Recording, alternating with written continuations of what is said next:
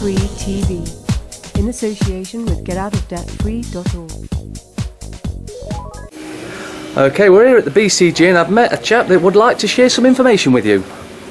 Right, my name's Sandy Steele and I stood as an independent candidate for the Cotswold constituency in 2010 and 2011, 2012. I got up really close with the party politicians, and that's the way often to find out how they mismanage and or fraud things. And what I uncovered was the systemic fraud of our elections. Obviously I uncovered it locally to start off with. And I not only know how they do it, but also I've got public documentary evidence of it. And I have a website, www.sandysteele.co.uk. Essentially, it's a one long paragraph. How they do it is they systematically fraud the local elections. That stops ordinary people getting involved in local politics, and that's where they get experience and a reputation and then be able to challenge people further up the system. So this is a systemic fraud. It's an entry gate fraud, stops people getting involved locally, and that protects their party politicians above. So it protects the whole oligarchy. And the way they do it is in the rural local elections, they undeclared parties and undeclared policies. And that enables them to covertly campaign against anyone else who's standing. And also it means that with the undeclared policies, that people get made to sign basically an illiterate's cross on a policy blank check, because none of the candidates have actually declared any policies at all. So this has been going on for decades. It's almost in plain view, really. And in the urban local elections and in the city local elections, they've supersized the wards. Now, when I say that, people don't really understand how big this supersizing of the wards electorates is and what the consequences are.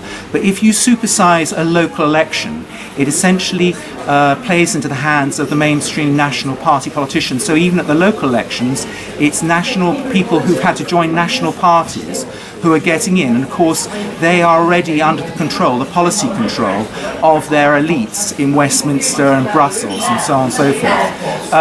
And the size of the supersizing is amazing. So for instance, local elections in my area, in rural elections in the Cotswold constituency, they have electorates as small as 50 or a couple of hundred, whereas suddenly you go to the towns, it's 2,000 or 3,000 local elections for the electorates, and once you go to the cities, it's 5,000, 10,000, even down in Bristol there's one local election which is 15,000. Now, as soon as you've got those larger elections, what essentially happens is that the electors don't know their candidates personally. Therefore, they are coerced to vote for national party politicians because of the power of brand. So essentially, they're voting for national party politicians at a local election. That's all wrong. It's obviously fraud. And if you look at it carefully, and I've got the documentary evidence of it here in my constituency, you can see they've rigged every single local election. It's not one or a few, it's every single one. And once they've rigged all the local elections in their favour and against any other candidates, that means that they've protected all the party politicians above. And that's why the national parties dominate our politics completely. Once you allow national parties to dominate your politics, it means that someone at the top at Westminster or Brussels is controlling the policies, and that means that you have, and your local community, have completely lost power. And that's essentially what's happened in everything that we have. We have national corporates and global corporates, whereas we should have control of the community and local individual control, where we actually give our informed consent. So essentially our election system is systematically frauded, and I've looked across the country, and as I say, I have this website, www.sandysteele.co.uk, which details those frauds. Thanks very much for allowing me to make that video. Thanks for sharing your knowledge with us. I tell you what, I mean, I've got the details here.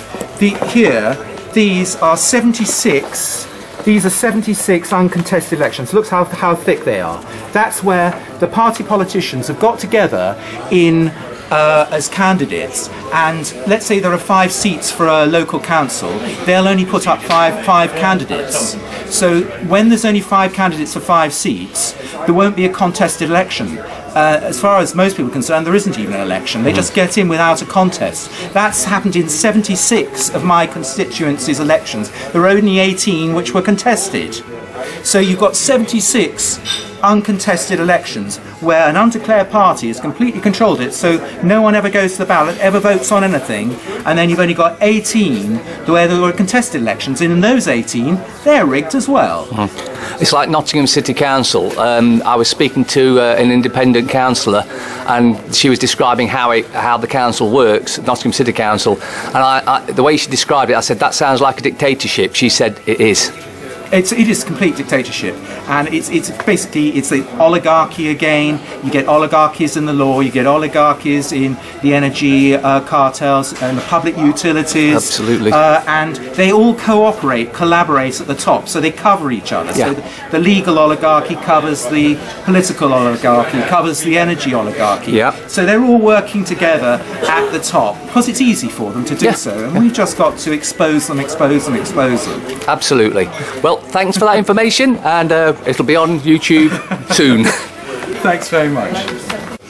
Yeah, I mean, essentially, moving to what I suggest that we should do for this election, which is coming up on the 7th of May, the general election and the local elections, is essentially put a line through all the national party politicians and any of their local quislings as well, and just write none of the above.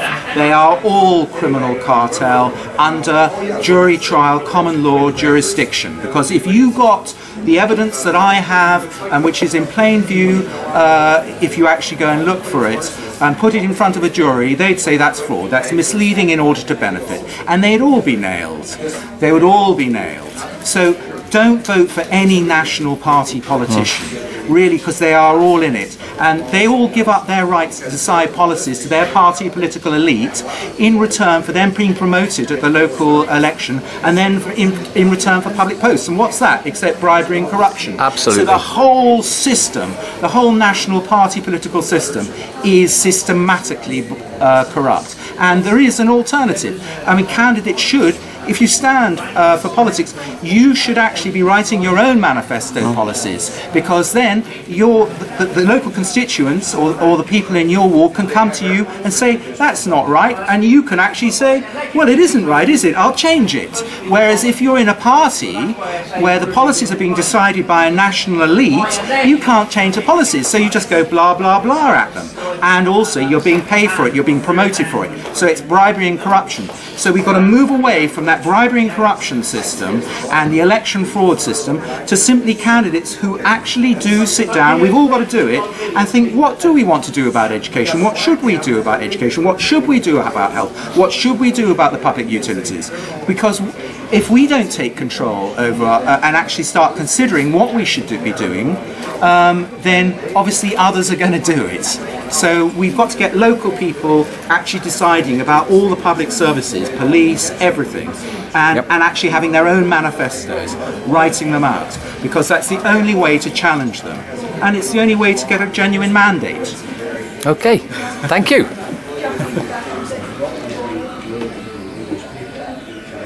Well, thank you.